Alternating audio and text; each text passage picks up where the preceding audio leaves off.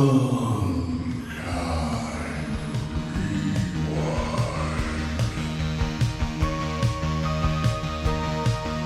to the chopper! You know what you are? You're one of those little fancy lads, aren't you?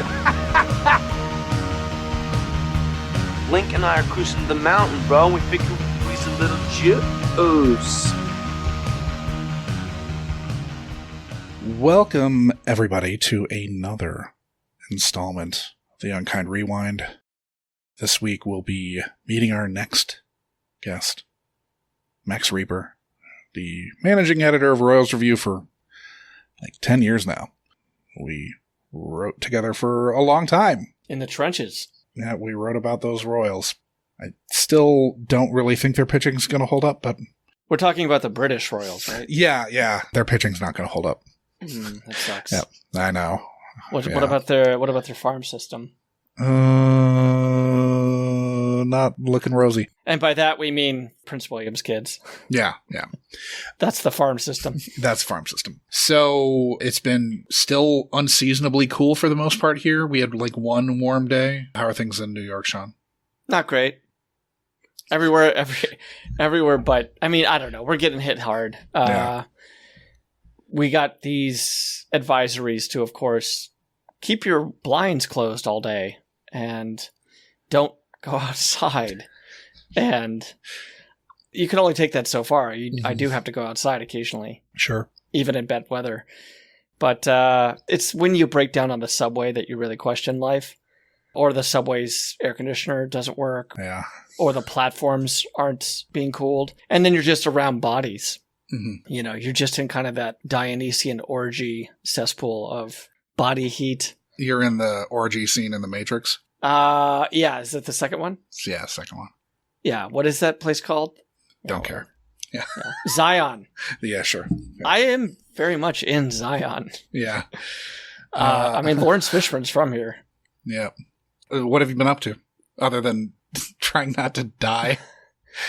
Oh, God. Well, I started to get some man on the street Cinequotes done. Okay. So those are kind of fun. Having kind of randos walk up to you and play a movie trivia guessing game can absolutely be a good experience, and it can be a really, really bad experience. Are you posting these on social media? I will. I'm collecting a bunch of them now. So okay. Once I get to like 50 or 60. Sure. But like, are you going to post it on TikTok and Instagram or something? Yeah, we'll do the full social media barrage of random people who we have yet to meet one person who has played the game. Okay. Who know what they're doing. Yeah. Yeah, we're trying to give them the first one for free and then see if they get hooked and go from there. My streak's at 209 right now. It's insane.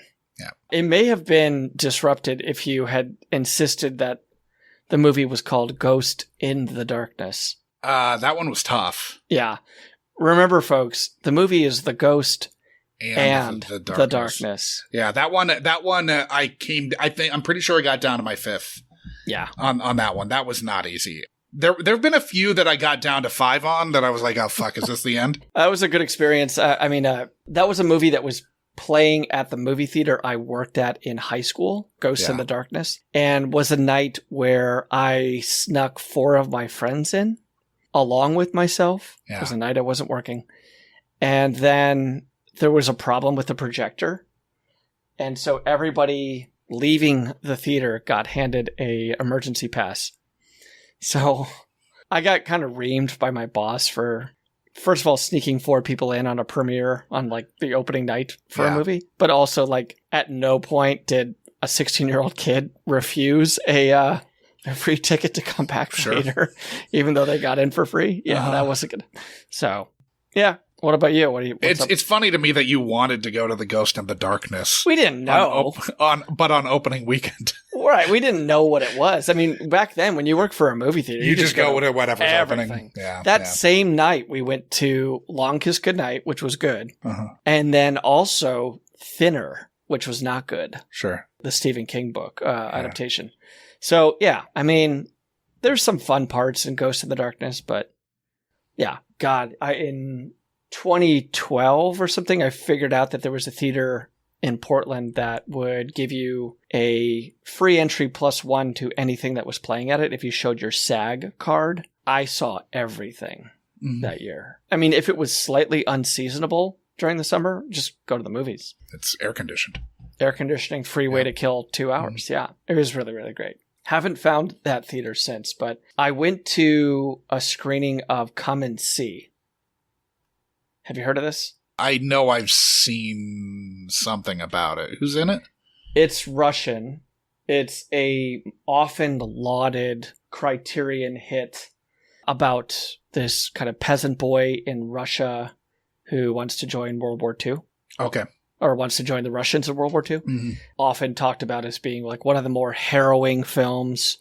Okay. Difficult watches. It's very highly rated on Criterion, right? Oh, God, on Letterboxd, rather. It's extremely highly rated. Yeah, I know it's one of the highest rated movies that I haven't seen on Letterboxd. So the Paris Theater, which was bought by Netflix and plays Netflix premieres in order to get the award qualification. It has to open bi-coastally and play for 2 weeks. So they do some great programs outside of that.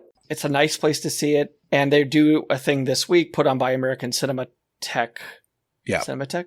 It's definitely American Cinematheque. I've worked multiple shows for them. Yeah. So do you know about Bleak Week? I don't. So Bleak Week was in response to theaters kind of opening back up a couple years ago post-COVID. And a lot of people were saying you guys should show uplifting movies and bring people back to the theater. And they said, fuck that. Yeah. We're showing really dark stuff. Right. So this happens in different cities. They put on a week of depressing films. And they sell out. Like, people come. Hence Come and See. Yeah. Yeah. So hence Come and See. And I was like, oh, I could put this on Criterion, but let's go to the theater. Let's check it out. Yeah. I get down there, and unbeknownst to me, it's being introduced by Ari Aster. Okay. Yeah. And he's in the lobby, just like talking to the guys from American Cinematheque, Cinematheque. And I was like, oh, that's cool that Ari Aster's here. I didn't know that. It didn't bump up the price. He's not doing a Q&A. He's just introducing the movie. Apparently, he loves this thing. Go figure, Josh, that a really dark filmmaker likes a dark movie. Yeah. So I go find my seat, and this guy in front of me, young man with a backpack, glasses, shaved head, is talking to this woman who is sitting right next to me, but they don't know each other. And I'm not trying to eavesdrop, but I get the sense that he approached Ari Aster in the lobby and talked to him about his own personal projects, doing that thing, which, as we were talking about, on right before we started recording, and also that we talk about on the show, there's a level of decorum and tact that you need to have, whether you're in front of the camera or behind it. Shoot the shit about whatever. Yeah. But this guy, you don't ask for a selfie. You don't start pitching your shit. This guy is pitching his shit to Ari Aster in the lobby. And he kind of gets deflated, but he feels optimistic because he gave Ari Aster his business card. In what fucking world is Ari Aster going to go, well, let's call this kid? So if that was the end of it, it would have been fine. Instead, guys from American Cinematheque come out, they talk a little bit, then they introduce Ari Aster. Ari Aster comes out, says a few words, asks how many people have seen Come and See, asks who hasn't seen it, says a little bit more, and then starts to thank you for coming. I hope you guys enjoyed the show. This fucking kid, I'm saying kid, but he's 30, stands up, and he's also filming this whole thing. The fuck? He's filming Ari Aster talking on a digital SLR that's slung around his neck. And he goes, I'm not kidding, at a theatrical projection level, goes, a question for the great Ari Aster. And there's some groans and people are sure, ugh. Understandably, what the fuck is up with this Yahoo? And I think Ari Aster immediately says are we doing this? And nobody bails him out. Staff and whatnot are not there to come swoop him out of there. He's standing on a stage alone with a microphone. Right. And staff aren't there because American Cinematheque's a nonprofit. Yeah. And it's not a Q&A. They're not expecting somebody to do this. But also, he's not a guy who likes the limelight and wants to engage. Yeah. He wants to make movies, and that's about it. He is not camera friendly in many ways. I like the guy. I respect the guy. But Jesus Christ, he doesn't want to fucking talk to you. This guy stands up and he says, now I'm 30. I believe you're 37 years young. Great joke. What advice / recommendations would you give for an aspiring filmmaker and the whole fucking theater groans and you hear like, sit down? Like everybody is on the side did you hear sit down because you said sit down? Look, I'm right behind this guy. I know. I have to be there for like the rest of 2.5 hours. Like, I don't want to really get into something with this guy, but I wanted to like pull him down. And he's filming this for like a moment or something. Like he's got his camera out. I mean, it was just, so he sits down, they swoop in, they get Ari Aster, and he says this very, very loudly. It's okay that you boo me because I know what you clap for. This dipshit who stood up said that. Yeah. Now he's talking to 300, like pretty hardcore cinephiles. Yeah. Who are taking their Sunday afternoon to see a depressing as fuck. Yeah. 40-year-old Russian depressing movie. Yeah. Okay. So now he's uncomfortable, but like not really uncomfortable because he's a sociopath. And as the movie starts, he's connecting like his phone to these giant Bluetooth headphones that he's taken out of his backpack. This kid had like all the makings of like a school shooter. Like, I don't know. There was just something immediately wrong about him. So movie starts. He's still on his phone looking over what he just shot, I guess, but thinking it doesn't bother anybody because he's connected the audio to his Bluetooth headphones. So, of course, the person next to him or 2 seats down says, can you put your phone away? And he takes his headphones off and goes, excuse me, can I help you with something? And I'm like, something's wrong with this guy. And he's like, yeah, can you put your phone away? And he goes, I guess I'll go to the lobby. So he leaves and he's gone for like 10, 15 minutes. I think he's gone for good. You were hoping. I was hoping. But, you know, sure enough, he comes back and he comes back like really agitated. Like he just in a huff, yeah. He's in a huff. He is like, I've heard the door kick open prior to him even coming down the aisle. He brushes past 2 people without asking them to move, finds his seat again. And then just all that like weird energy, it's just too much for me. I'm like, I'll go sit in the front fucking row.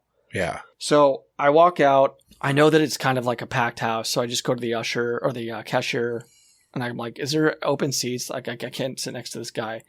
And she's like, yeah, left side, like 5 rows from the front. So I'm like, great. Head down there. There's an open seat. Grab my seat. He's out of my mind for a couple hours. Not the last time, though, because at the end of the movie, and it is a good movie and people should see it, I make my way out to the lobby and as I make my way out there, I already hear yelling. And I'm like, wow, I'm guessing it's this fucking guy. Get out to the street, the sidewalk, and he's like yelling at somebody who told him that there's a time and a place for that. And he's screaming at this guy, but he's also filming him. He's got a camera in this guy's face, or like a camera phone, and he's screaming at this guy. He's also playing the race card, because now he's saying, you do not get to tell a black man what to do. You do not get to tell a person of color how to behave. And it's like, it has nothing to do with your race, my man. It's because you're an asshole. Yeah. And this guy is trying to disengage and trying to walk away. And like, it's a lot of people are out just kind of like making a circle as this guy just rants. And I'm like, oh God, this fucking guy. This older couple who was walking near me was like, was that the guy that asked the question? I'm like, yeah, I was sitting right behind him. And I start giving them like on the sidewalk, a little breakdown of like what that was all about from my point of view. Uh-huh. At that point, there's a yell, like a couple yells. And I turn around and this guy is in a fucking fist fight with somebody else. And a guy that he has ripped the shirt off of. Like hockey style, they have grabbed each other around the necks and are like slugging it out like a 1980s hockey fight. And I'm like, okay, I have my phone out. I take a little bit of footage of this and then I'm just like, we need a cop. And luckily there's the Puerto Rican Day Parade going on. Uh-huh. As is custom in New York City. Uh-huh. Probably every day. But yeah, it was a Wednesday, right? Yeah, it was a day of the week. Or Sunday, yeah. Yeah. Mm-hmm. And I grabbed like the most bored, apathetic cop and I'm like, can you check this guy? He's like, just... Of the many bored, apathetic cops that are just standing around not doing anything. Sorry to interrupt you on your phone, police officer, but and he's like, just disperse, let him, he'll go away. I'm like, go, like they're fighting. Like, and he's like, all right, and again, completely indifferent, walks over, and they've broken up. And I swear, like within 2 seconds of the cop kind of showing up and saying, all right, this kid throws another punch. And now they're like, they got 3 guys on him. The cop is pulling it. The guy who's got his shirt ripped off and is like bleeding has his hands up like, it's not me. I mean, I'm not going to do anything, but it's not me. I hope they press charges. I hope they fucking ban this guy from the Paris Theater, which is a great place. And the whole time I'm thinking like, this is why filmmakers don't want to come and like take time out of their day for no real benefit. Yeah, Ari Aster's not getting anything out of fucking coming down and introducing Come and See. No, it's a fucking... Because, you know what? American Cinematheque will have him down to fucking do anything anyway when he's just promoting his own shit. He doesn't need to help them out. Yeah. For the people who've come to see this. Again, I didn't know this was advertised. But holy shit, dude. What a roller coaster. And again, like, when someone shows up in your life that has that kind of energy, like, clock it. Yeah. Get away. Because, like, hell, man, if I didn't have to go to the bathroom right after the movie, I might have said something to him like, dude, you can't be asking. Yeah. And who knows? He could have ripped the shirt off me. I don't know. Sure. But, yeah, I feel like this is like, there's been some chatter online about this guy. So, yeah, if you are that guy, fuck you. Don't do that shit. Just made the whole, and like it's a hard thing to like completely suppress too at the start of your movie. You want to go down there, you paid your $15-$20, you want to enjoy the movie, and this guy looking for a moment or like looking to like get ahead. It's not how you do it. It seems weird, man. Welcome to New York City. Yeah. He's not, I was going to say like, he doesn't represent all of us, but yeah, there are a lot of those guys out here. So somewhat apropos of last week's movie, I watched the much talked about Bratz documentary that Andrew McCarthy directed. Oh, shit. Okay. John Cryer makes an appearance. Okay. How does he come off? He's fine because he doesn't consider himself he never really was a Brat Packer. He's in a lot of those movies, but he wouldn't have been. Anyway, it's a weird experience because Andrew McCarthy really didn't get over an article that wasn't really written about him at all. He's mentioned once. Okay, weird axe to bear on that. Yeah, very strange axe to grind. But it was a label that then got ascribed to everybody who was in St. Elmo's Fire, so I sort of see that. But whatever. Cryer dodged that bullet. Cryer sure did, yeah. So I've been watching some other Brat Pack movies just for shits and giggles. I watched this fucking bizarre Fresh Horses that I'd never fucking heard of. That's with McCarthy and Molly Ringwald. Oh, okay. Well, big names at the time. Yeah, but there's a reason you haven't heard of it. Yeah. Yeah. There usually is. Stay away. I guess we've got some podcast business. So, talking about, there was a photo in the Instagram post of John Cryer for hiding out. Greg Grizzo says, why does John Cryer look like Jonathan Frakes in disguise? That's in one of the bearded pictures. It's kind of an apt. Need about another foot. Frakes is a large man. He is. Yeah, Frakes is big. Yeah. I'm trying to think. Oh, yeah, he's directed you, right? Yeah, I really like Frakes. I talked to him a few years after he directed me in a television episode, and couldn't have been a nicer guy. But yeah, he's what, 6'2", 6'3"? Oh, I think maybe 6'4"? I think he's 6'4". Yeah. Okay. I think he's a tall glass of water. Yeah, it helps. Patrick Stewart's not tall. Right. Yeah. Worf is big. Oh yeah, Michael Dorn is. Yeah. Yeah. But yeah, Patrick Stewart's only 5'7", maybe 5'8". And just the cut of that uniform, that adds an inch or two there. Yeah. That like. And he's broad-shouldered. Yeah. Yeah. Slanted black. Yeah. Yeah. I mean, he cut a figure. Oh yeah, he was a hot piece of ass for, solid 10, 4 or 15 5 years. Oh, was it that long? Well, because the movies kept going, Oh yeah, the fucking movies. Yeah, movies. good point. Yeah. Now, before the episode dropped, Gopher Balls had said on Blue Sky, Hiding Out and Morgan Stewart's Coming Home are the Dermot Mulroney and Dylan McDermott of 1987 John Cryer movies. Sure. And then after it dropped, he said, I get the sense the original Hiding Out screenplay was a straightforward mob drama, but after Cruisin' pen passed, the producers got Cryer and gave the script doctor a weekend and a large baggie of cocaine to try to turn it into a teen comedy. They failed. It's going to happen, you know? Yeah. Then he added that I bet the original ending involved a ladder dangling from a helicopter, but they did not have enough money, so they changed it to a high school gym catwalk.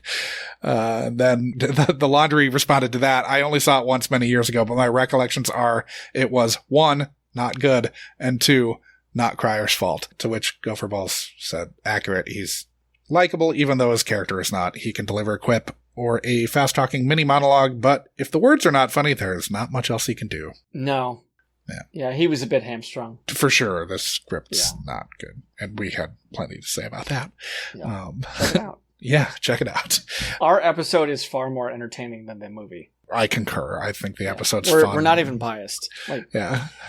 There's no satisfaction you're going to derive from the movie. Unless you're our guest. Well, okay. He still had a lot of Yeah. And I would say feelings. that if you like seeing how fucked up 80s movies can get, just like fundamentally, it's fun in that respect. I like watching a movie be bad or be very problematic. Like, I enjoy that, but in a more like ironic or schadenfreude kind of way. So, what would prompt you to turn it off? I won't turn anything off if I haven't seen it, because I don't feel like I can count it as having seen the movie. Oh, okay. So for my completest, Yeah. like, I have to see it through to the end. Anyway. Oh, Jeremy begrudgingly rejoined Twitter. His handle is @dogsbeout512. Jeremy, our guest for the Beastmaster episode. Yep. Jeremy Steen. Well, welcome back. Yep. We got him back, Josh. Yeah, he's back on Twitter. Chad Burns has reviewed Furiosa, which wasn't a glowing review, but not a total pan. And then his review for the Bike Riders should come out, I believe, tomorrow. I had a lot of problems with Bike Riders. I mean, I think it's cool. It's fucking cool. Uh-huh. But like, I don't like Austin Butler. Oh yeah, and you know what? He's got he had work done, man. Like, work. He didn't need it, but like, I saw kind of like some side by sides, and yeah, like he's gone under the knife to make himself prettier, and it's like you didn't need much help to begin with, and now you have this extra help, and like it really feels like an exercise in like Nichols just wanting to do a passion project of like falling in love with this book and this like real documentary series of bike gangs from the 60s, and kind of wanting to do his thing on it, and like yeah, he's done it. I feel like movies like Take Shelter and Mud and Loving have a lot to say. Yeah. And this is just kind of a cool period piece. But like the relationship stuff doesn't work because Butler's so alien in a weird way. I don't understand him. I don't think I've liked him in a single fucking thing. I hated him in Elvis. And I hated Elvis. We should not talk about Elvis. There's be here all night. But yeah. I mean, I had a lot of problems with Dune Part 2, but I thought he was fucking bad in Dune Part 2. I could see a lot of people just loving Bike Riders and just thinking, oh man, it's fucking great and gritty and cool. I'm like, I think Chad liked it more than you did, so. Yeah. And, you know, I'll acquiesce that if you just kind of want a kind of a slice of life 60s bikers stuff, like, yeah, sure. If you want sort of biker exploitation type thing. In terms of like deeper meaning and heart, I think it's lacking in a lot of ways. And again, like I'm only hard on it because I think Nichols is so great. Sure. No, he's one of my favorite directors, so I get that. Yeah. So wanted to like it more and was just kind of okay with it. Sure. That's kind of like my general Licorice Pizza. Yeah, I felt that way. I was harder on that than you, but I can see a lot. Oh, no, I didn't like it that much. I was kind of like, why did he do this? Yeah. Maybe I'll like it on a second pass, but I haven't wanted to watch it a second time. Sometimes these passion projects, I mean, there's a reason that they should stay in your dream journal. Yeah. And this is a movie that had a hard time finding distribution. It's been wrapped and done for a year. Okay. Originally it was going to come out in October of 23. Crazy. Yeah. So now that we're getting a summer 24 release, I'm kind of like, I mean, Hardy's cool, but like the why is the harder part for me. Yeah. My dad texted and asked, how do I do a podcast with my phone? Great. Yep. Classic dad. I'll try to walk you through it, Dad. On Facebook, Wilston commented, I never even knew the name of the film.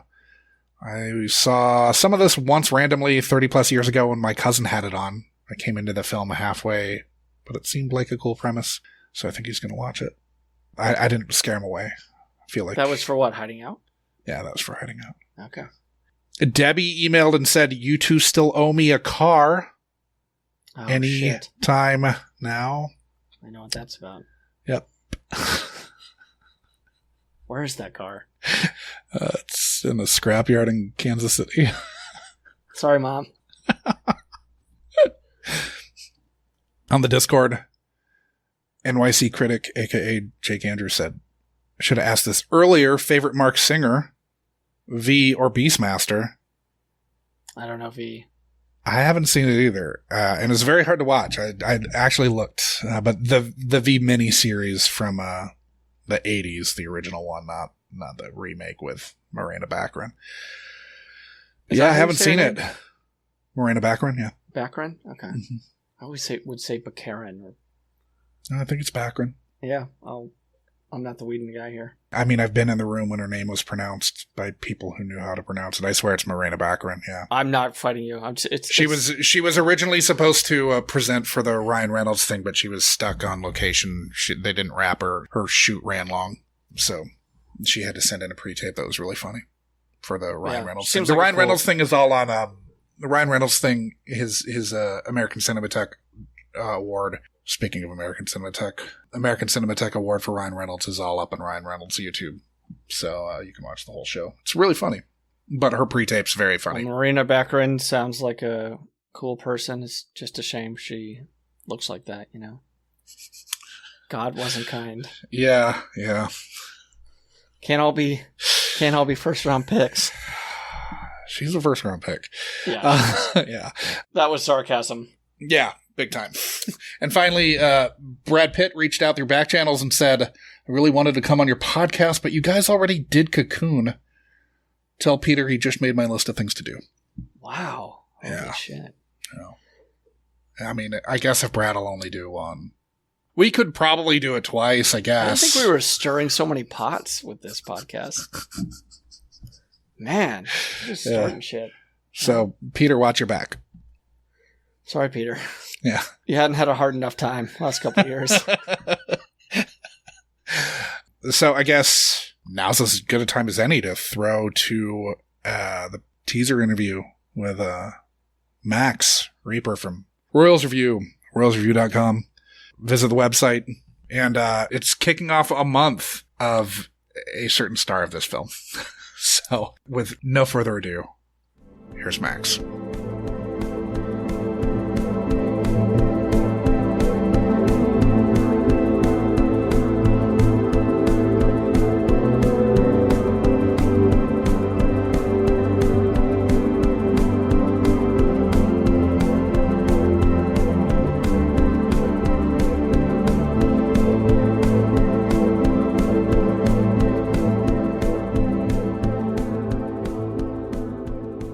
Welcome, everybody, to another installment of The Unkind Rewind, where we are getting to know our next guest. It's a guest who I worked and wrote with for, 7 years, I think? Maybe 8? Something like that. I think you crashed on my couch once, too. Yes. Yeah, I did. Yeah. For the Game 2 of the 2014 World Series. But yes, we are joined by the still managing editor of Royals Review, Max Rieper. How's it going, Max? Good. I'm still around. I don't know what that says about me, that I'm still managing a blog about the lowly Kansas City Royals, although not lowly this year, at least through 2 weeks. We'll see how long that lasts. Yeah, we've seen how 2 weeks can be misleading before. So for the listener, Max, why don't you tell the audience a little bit about yourself? So I live in Kansas City. I'm a big Royals fan, a baseball fan. I've lived here most of my life, and it's a treat to be on here to talk about some old movies that I don't remember so well. So I appreciate the opportunity to do that. Nice. So You grew up in KC, but you went to college at OSU, right? Yeah, I went to college in Ohio at the Ohio State University. Yeah, I think sorry, I'm contractually you are. obligated to say that. But I did go to school there. I moved to DC for a little bit, got a career there, and then moved back to Kansas City and took over Royals Review just in time to see them become like a good team, which I like to take some credit for. Yeah, it was pretty much your doing, I think. Yeah. and you too, because you were writing on our staff at the time. Sure. And they were getting pretty good at the time, so it was fun. It was a fun run for a little bit, and then they immediately got bad again. And, yes. You know, I kind of think like we got more better writing and more creative writing, especially from you. When the team was bad, I didn't. It's write almost well like when they fans were good. like I didn't know what to do. Yeah, the fans almost like I think they like the bad, the losing more than the winning. Yeah, or at least the fans who want to read about them. Right. Yeah. Right. There's like gallows humor in a team that loses 100 games a year. That is kind of comforting, and it's like I think you wrote once like it's like coming home when the team goes on a losing streak. Like it just feels like it feels right. Mm-hmm. Yeah, when they knock off like 12 in a row, and you're just like, oh yeah, this is what it feels like. Right. Yeah. It's honestly it's a bad place to feel comfortable, but I don't know. If you have a particular set of skills, it can be somewhat fruitful. It's what they're good at. They're good at losing in a hilarious fashion. Stick to what you know. Yeah. Stop with this. Like, oh, we're toying with being in first place in the division for 2 weeks into the season. Well, they can only be really, really bad or really, really good. And I feel like I wouldn't know what to do if they were like just a mediocre team. Yeah. Like the best case scenario for us in the bad seasons is what, 75 wins? Yeah. As which is what I thought they'd be this year, and they might be better than that. They might be. I mean, they've banked wins, so I would assume they're probably like a 79 win team. I still don't buy it, but whatever. So skeptical after all these 100 lost seasons. How can you be so skeptical? Yeah, I don't know. Sorry, we don't need to keep talking about the Royals, though. You have not seen Return to Oz since your youth. No, I haven't. Yeah, I think I've seen this, but I have no idea. Like my recollection is going to be far hazier than yours is. I'm not even 100% sure I've seen it. I think I did because I think I saw it like at somebody's house in about 1987, but no recall at all. Now, memory can be a tricky thing. In just a few sentences, having not rewatched the film in ages, describe the basic plot of the movie for us. I don't know if I can. It's funny. Like, there's a number of movies from that era that I think, like, you're not sure if they were nightmares or they were actual movies that you watched. Mm-hmm. And I think that's kind of the premise of your podcast. Yes. But like, this is one of those movies where, like, I know I saw it. Uh-huh. So what I remember is, first of all, when I was a kid, my grandmother bought me a book of The Wizard of Oz. Sure. And it's the book. So, like, not the movie. Yeah, the L. Frank Baum. Yeah. Yeah, the Frank L. Baum book, which is a classic. And the movie is not exactly the same as the book. Right. So it's a different plot and different stuff happens. And I loved the book. Uh-huh. And the movie I saw, and I was like, it's not that great. And I was kind of like an early snob of like, sure. Oh, the movie's not like the book. Like an early Oz purist. Yeah. Yeah. Like I was like, oh, they really did Frank L. Baum wrong in this one. Yeah. So I didn't like the movie that much. But when they did the sequel, I was like all in on it for some reason. And I think it's based on other Frank L. Baum writings, but I don't think I was aware of that. So, sure. But anyway, I like being in that world. So I know it was a Disney movie. Yeah. And Disney was going through a weird phase in that time where they were making like kind of creepy shit. Like, when we say shit in this podcast, like, like they were making some creepy shit. Like Black Hole was maybe a little earlier than that, but that kind of freaked kids out. Yeah. And then they made this movie, which really freaked some kids out. I know that. Yeah. But I liked it. I loved it. I thought it was great. I don't have a whole lot of memories of this movie other than. So the plot, okay. So just rough idea. No, it's fine. This is all good. This is all. So I know Dorothy, and I remember this. She was played by Faizuka Balk. Balk, yeah. was a child actress who became a adult actress. And a grown-up actress. Right, a grown-up. She was in Waterboy and the witch movie she was in? The Craft. Yep. The Craft, yes. Yeah. But not an adult actress. There's a... Right, right. She was, exactly. Uh-huh. Good. Thank you for making that distinction. Yeah. She was a child actress in this one. She was very much a child, from what I remember, because I think I probably had a thing for her at the time. Because I was, I think, in like fourth or fifth grade when this came out. So what I remember is that Dorothy comes back to Oz, is summoned, or is like, people from Oz will be like, come back, Dorothy, we need you. Okay. So she goes back to Oz.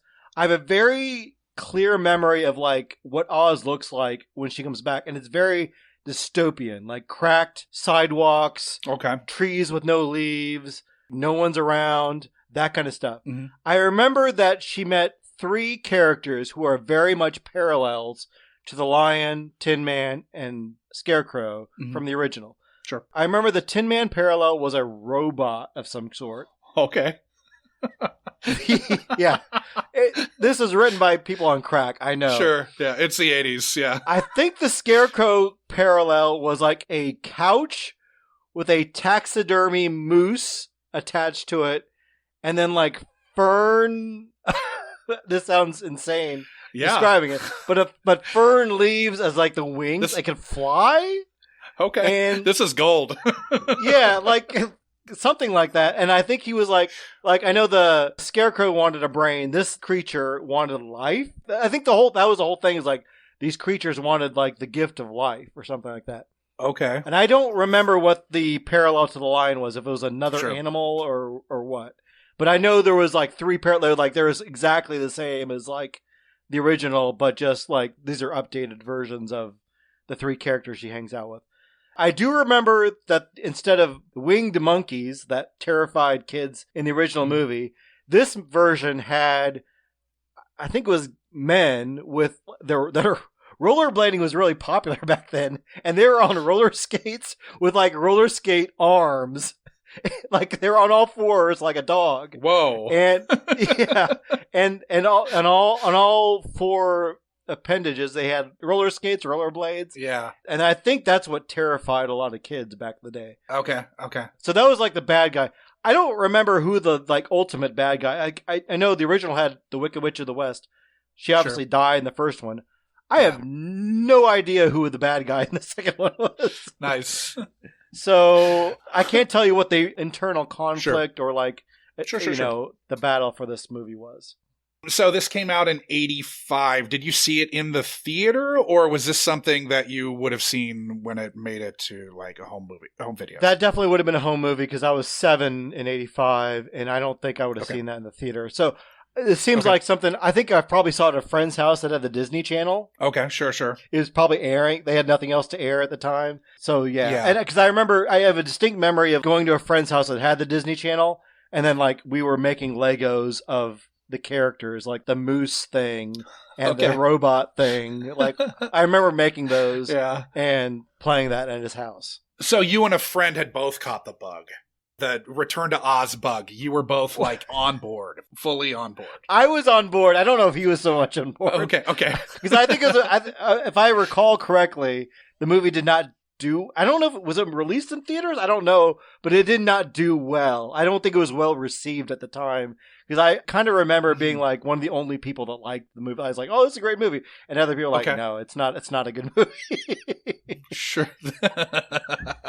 So you were getting pushback as a kid, like no. Yeah, it was a weird, creepy. I wouldn't be surprised to find out. I have no idea who made it.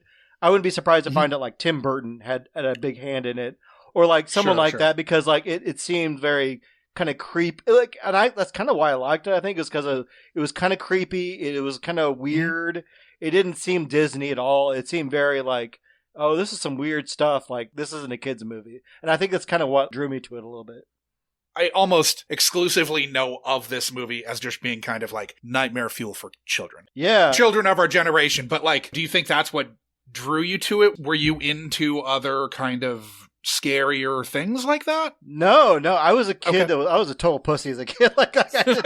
I was creeped out by I saw Time Bandits and I was like terrified by it. I saw E.T. I had nightmares of E.T. Yeah. But like Return to Oz was a creepy movie, but like for some reason I loved that world. Okay. And I think it's because I read the book and I was like, oh, the book is kind of weird. The book takes some weird angles that the movie is like, no, that's too weird for us. We're not going to do that.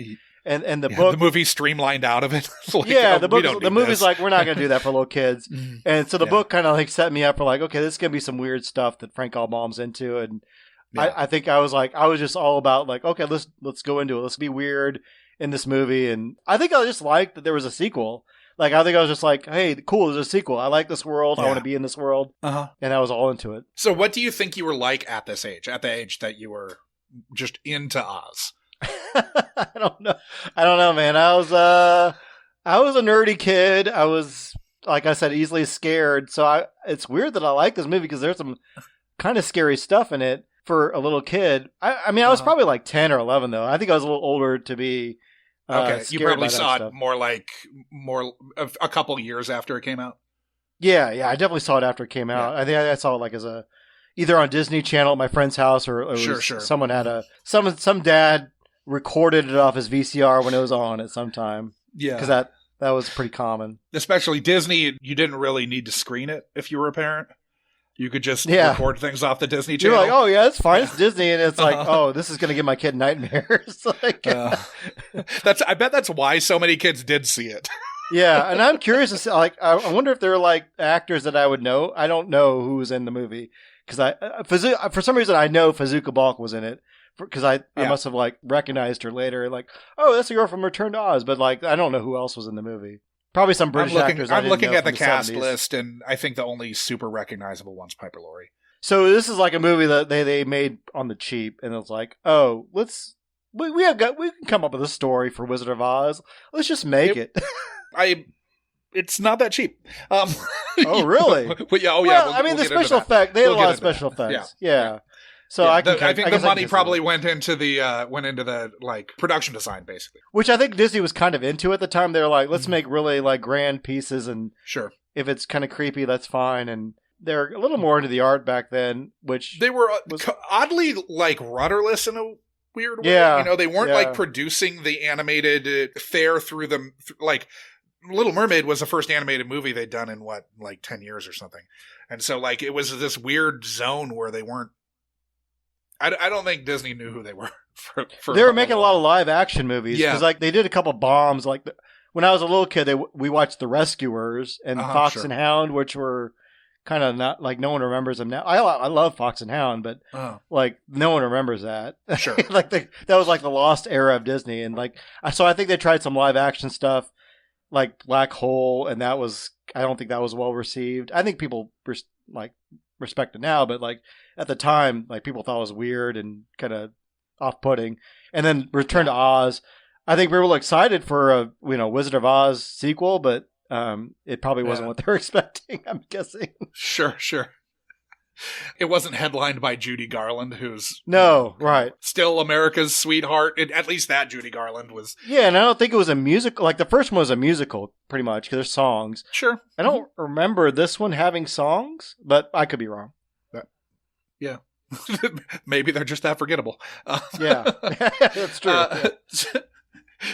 So obviously you talked a little bit about maybe playing Legos, Wizard of Oz Legos, but do you have any other memories that stick out, about your like personal experiences with the movie?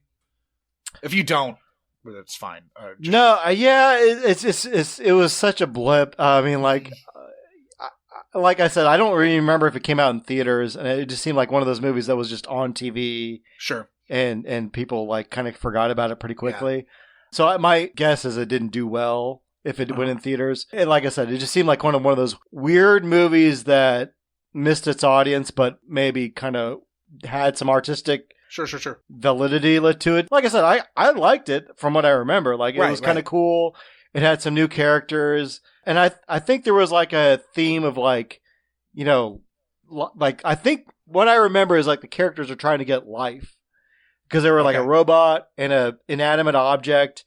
And I don't remember what the animal was, but I think they were like sentience and life was like kind of like the theme. Like, oh, isn't sentience wonderful? Isn't it? It's a gift that humans have that other objects should desire to have, and like we shouldn't take that for granted. Like that was kind of the theme I got from it. But I don't remember that was the plot. I hope that is. I hope that's what I have no idea if that was a plot or not. Like, I think, I am, something's coming back to me, like, some bad guy, I want to say, had their face, like could take off their face. I want to say that. Like, okay. This may be totally off. Okay. But I remember, like, a witch of some sort, she was able to take off her face. And that, I think maybe that was another thing that freaked out the little kids. Yeah. That would be kind of the scary target audience for this film. Yeah. Now it's coming back to me. Like I'm picturing someone in a room, like a carnival, like dressing room, and she's like able to take off her face, and that's like a big reveal, and it's like, oh my god, that's crazy. Like, freaked me out. So I don't know if that's in the movie or that's something I just had a nightmare about. Sure. So far, we've definitely had at least a couple of like, oh, weird, I totally, misremembered that, or oh, sure, yeah, like, where some other thing bled into like the memory of a movie. Yeah. We realize memories are so fragile, like they don't like go so bad. And we convict people for this. Yes, yeah, it's great. Our society definitely works. So, what expectations do you have for your return to Oz? Yeah, that's I don't know what to expect. I'm expecting it to be kind of creepy and kind of weird, and like I expect to be questioning decisions made by the director. But I don't know. I mean, there's gonna be some. I'm sure it'll come back to me. The characters will be like, oh yeah, I remember that. The characters are the cool. Like I remember the characters. Like they were creative in the characters. I thought. And they're kind of a little derivative of the original, but like they came up with new characters that were kind of, I guess, endearing to me. And like the bad guy, the rollerblading bad guys were kind of I don't know, to me at the time, like a fresh, like, oh my god, that's terrifying, like not flying monkeys, kind of bad guy. So I don't know, it could be good. I guess it's not. I see a lot of movies people have nostalgia about. I've never seen anyone have nostalgia about this one, so I don't know. I don't know what to expect. So do you think that 10-year-old Max was a contrarian just to be a contrarian, or like ahead of his time? I was probably more of a contrarian that was just like, oh, I like this because you guys don't get you guys don't get Frank L. Baum like I get him. Sure, like, sure. Like I was totally like this isn't like the book. Like Kill a Kid, like sure. I prided myself on being smarter than other kids, so it's probably more that like, oh, you guys just don't get the vision of the director here.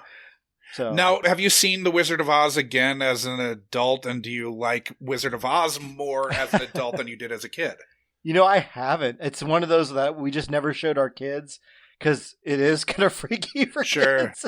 And I don't know, like it wasn't like one of my favorites or anything like that as a kid. Yeah, it wasn't some cherished memory that you wanted to share with them. No, and they used to show it on TV every year, and I don't know if they still do that anymore, or we don't watch analog TV anymore, but yeah, I haven't seen it I haven't seen that movie in the same probably 30, 40 years, and I haven't seen Return to Oz in probably the same amount of time, so.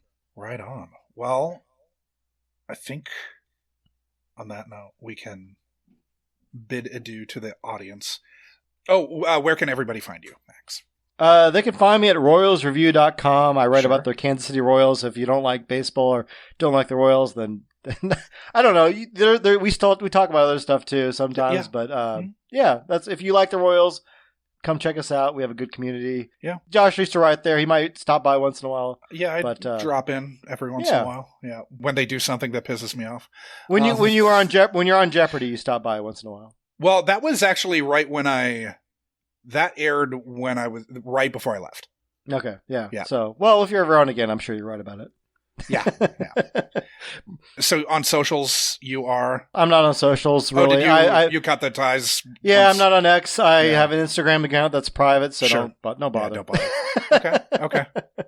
But yeah, you're still, I'm assuming, handling the Royals Review Twitter account. Yeah, I do the Royals Review Twitter account, so I make stupid jokes about the Royals. Sure. And baseball in general, so Royals Review at X, I guess is how you say it. I don't know.